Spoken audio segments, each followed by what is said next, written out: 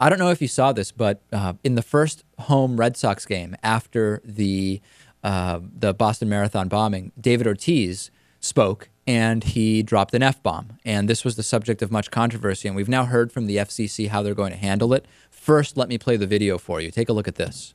This jersey that we wear today, it doesn't say Red Sox. It says Boston.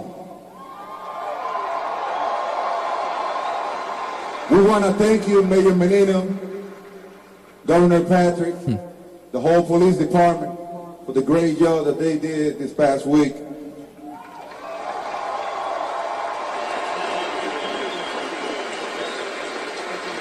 This is our city. And nobody gonna dictate our freedom. Okay, so there it is, David Ortiz. So, of course, that's not allowed on television, as I'm sure you know, Louis. And we now have a tweet from the verified account of the FCC. This was the chairman, Julius Genikowski.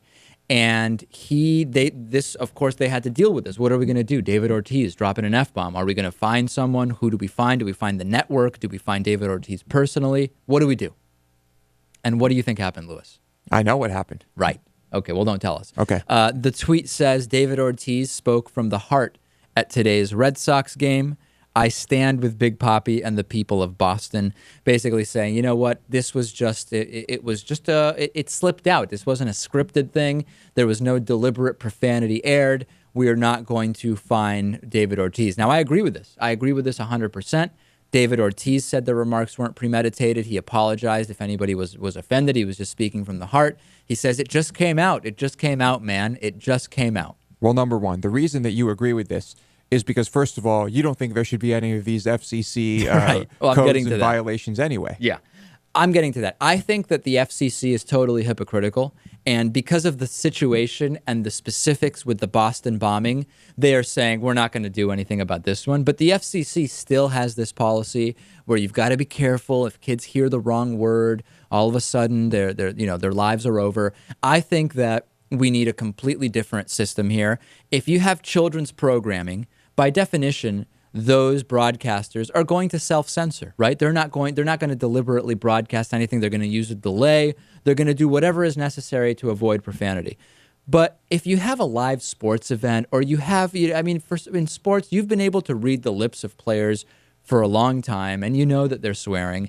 How is that really different than if in an awards show someone swears during an acceptance speech? I just think that the micromanaging of dirty words on television is a distraction when right-wing conservatives say President Obama needs to do more about profanity on TV. I can't help but laugh at the absurdity of it.